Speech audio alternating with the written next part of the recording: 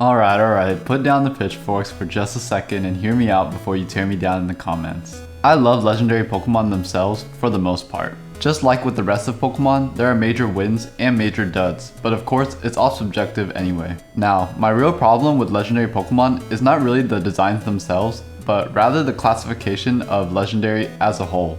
Growing up, I always understood the term legendary Pokemon to be Pokemon that are one of a kind, meaning there's only one of each in existence. Starting with Gen 1, we only had 5 legendaries: Articuno, Zapdos, Moltres, Mewtwo, and Mew.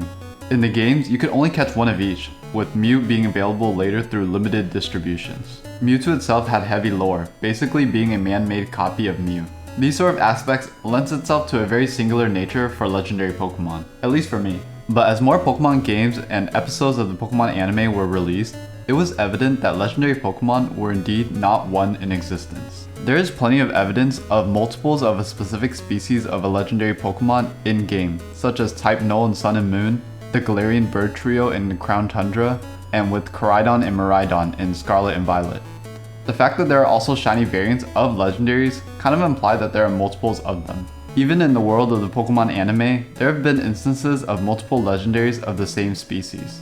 So if legendary Pokemon are not one of a kind, then what does it take to be classified as a legendary? Well, there is actually no official definition of what makes a Pokemon legendary. Up to this point, we only know a Pokemon to be legendary if the Pokemon Company themselves have labeled it to be so. But the general consensus among the Pokemon community is that legendary Pokemon can be defined as incredibly rare Pokemon that are often shrouded in legends and myths of the Pokemon world. While this definition does encompass all legendary Pokemon thus far, it kind of encompasses a lot of non-legendary Pokemon as well. Pokemon such as Unknown, Volcarona, and Rotom are often mistaken for legendaries for this very reason.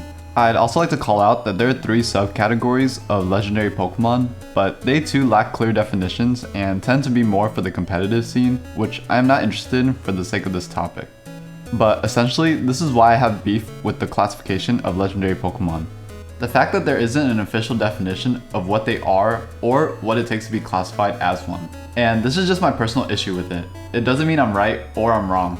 I totally acknowledge that some people like that the term is loose and ambiguous, that it adds to the mystery of legendary Pokemon and is very fitting for the legendaries. But since I operate on a largely black and white scale, that gray that legendary Pokemon live in drives me a little crazy. Now, let's talk about why many creature collectors incorporate a legendary classification in the first place. Well, to start, it adds variety to the creatures. If all of them were just quote-unquote normal creatures, that could be a bit stale. But add in some legendary creatures and now your creature roster is much more varied and interesting. Legendaries also add whimsy and mystique to the world, powerful and rare creatures that not every average Joe can obtain. It gives the player a goal and incentive to become stronger so that they may challenge and obtain a legendary for themselves. Overall, I think legendaries in the creature genre just adds a lot more interest to a creature collector's roster of monsters. They can also add a lot more to the lore and world building. Legendaries in Pokemon often have incredible lore that ties in heavily with the story of the mainline games and help add depth to the world. From man-made Pokemon to Pokemon that created the entire universe, legendary Pokemon are a huge part of the lore of the Pokemon world. Their classification as legendaries helps to single out these particular Pokemon and cause special significance to them, adding more prestige and mystique to these powerful entities. For the reasons mentioned, I too will be incorporating legendary classification into my own creature collector project, Powpow World. I was always asked if I was going to have legendary Powpow since many monster tamers have them. Since I am most familiar with Pokemon, legendary Pokemon were my only real frame of reference for legendary creatures in a creature collector. As I mentioned, the concept of legendaries is great and can add a lot to a project, but I'm not a fan of how Pokemon handles it completely, so I knew I'd have to build upon it to get it to where it felt right for my own project. The first change was obvious for me. Legendary Powpow would be completely unique, meaning every Powpow classified as a legendary would have a population size of 1. That one Powpow would be the only one in existence for that particular species. It was really tough to decide whether to do this, and the more I thought about it, the more I understood why Pokemon chose to handle legendaries as rare rather than unique entities. Since it would make it so that only one person in the Pokemon world can have that one particular legendary Pokemon, which does kind of suck. Pretty much creates a monopoly of that particular Pokemon by a single trainer. While this aspect does suck, it's kind of what I like about making legendaries completely unique. If you owned a legendary Powpow as a scout, you know that you're the sole owner of this one-of-a-kind Powpow, and that no other scout out there has a Powpow like yours. I think it does just add much more prestige and lives up to the legendary status that Powpow has. But I still want to have legendary Powpow that multiple scouts can enjoy, rather than just one. And it's actually another problem I have with legendary Pokemon that helped me to solve this issue. So my other issue with legendary Pokemon is that some of them have powers rivaling that of gods. The power to create lands, raise seas, control space and time, to create the entire universe, just to name a few. And yet all these legendary, godlike Pokemon can be caught in a silly little Pokeball and sent out to battle by humans. This aspect to legendary Pokemon has always felt very silly to me. While some legendaries feel okay to capture, such as legendary Bird Trio or the Beast Trio, Pokemon like Dialga and Palkia are too much like gods to be pets to a trainer.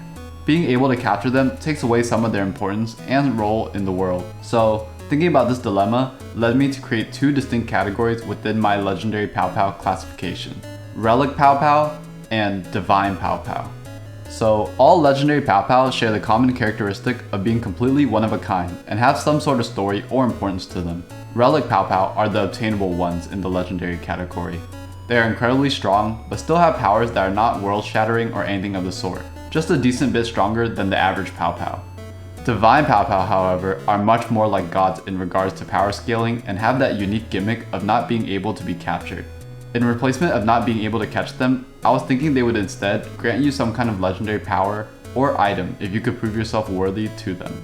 In this way, the world can still have godly Powpow that scouts can look forward to encountering and battling, without having them to be captured, allowing them to continue to exist and add intrigue to the world. Now let's get back to Relic Powpow real quick, since the only difference to the regular Powpow are that Relic Powpow are completely one of a kind, but that's mainly because of its legendary status. The unique attribute of Relic Powpow are that they are bound to a special item referred to as, you guessed it, a relic. Each Relic Powpow has its own unique relic it is bound to. This relic item takes the place of the Powball, so if you're able to recruit a Relic Powpow to your team, it will transform into its relic and connect to your drive.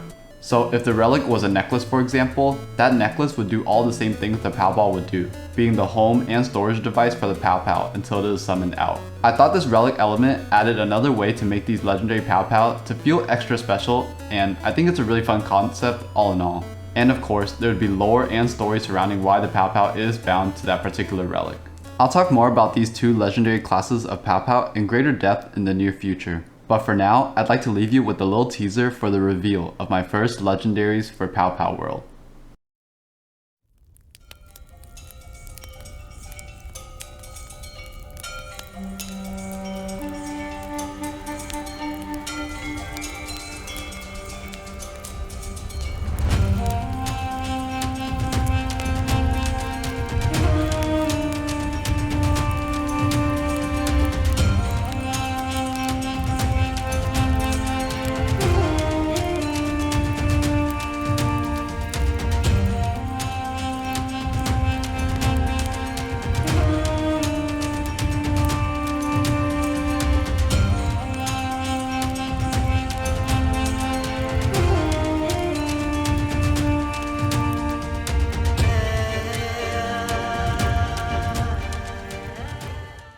Well, that's it for today's video.